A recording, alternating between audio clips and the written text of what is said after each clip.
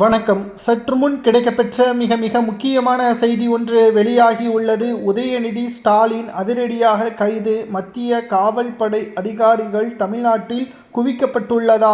ஓட்டம் பிடித்த அமைச்சர்கள்.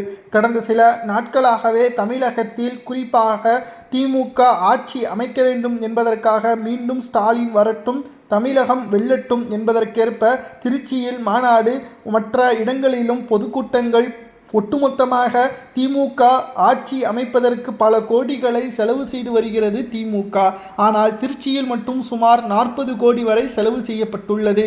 கிட்டத்தட்ட தேர்தல் ஆணைய விதிமுறைகளுக்கு மீறி செலவு செய்யப்பட்டிருப்பதன் காரணமாக புகார்கள் எழுந்துள்ளது.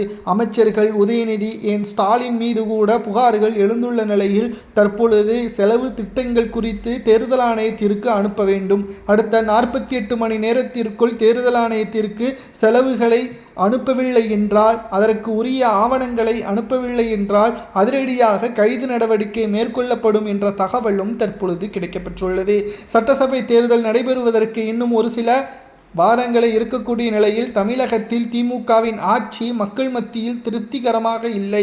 அதை கவனத்தை சிதற வைப்பதற்கும் தற்பொழுது பொதுக்கூட்டங்கள், மாநாடுகள் என்று கூறி மக்களை ஏமாற்றும் விதமாக பொய்யான வாக்குறுதிகளை மீண்டும் ஸ்டாலின் அவர்கள் செய்து வருகிறார். நிச்சயமாக திமுகவின் அமைச்சரவையில் இருக்கக்கூடிய அமைச்சர்கள் பெரும்பாலானோர் அமலாக்கத்துறை அதிகாரிகளது பிடியில் இருக்கிறார்கள். தற்பொழுது செலவுகளை நேரடியாக தேர்தல் ஆணைய அதிகாரிகளுக்கு அனுப்பி வைக்கவில்லை என்றால் அமைச்சர்கள் முதல் ஸ்டாலின் வரை அனைவரையுமே கைது நடவடிக்கை மேற்கொண்டால் தமிழக அரசியலில் ஒரு பதற்றமான நிலைமை ஏற்படும். இது அரசியல் களத்தில் மிகப்பெரிய ஒரு அதிர்ச்சியை ஏற்படுத்தக்கூடிய வகையில் அமையும் என்ற தகவலும் தற்பொழுது கிடைக்கப்பெற்றுள்ளது. 2026 சட்டசபை தேர்தல் அரசியல் களத்தில் ஒரு திருப்புமுனையாக மாறும் என்ற காரணத்தினால் தற்பொழுது இருக்கக்கூடிய சூழலின் அடிப்படையில் மிகப்பெரிய ஒரு திருப்புமுனையாக பார்க்கப்படும்.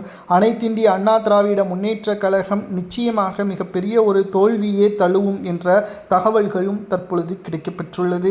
2026 சட்டசபை தேர்தல் அரசியல் களத்தில் தற்பொழுது திமுகவிற்கு எதிராக வாக்குகள் விழக்கூடிய வகையில் மக்கள் திமுகவை வெறுத்துவிட்டார்கள். சொன்ன வாக்குறுதியையும் நிறைவேற்றவில்லை.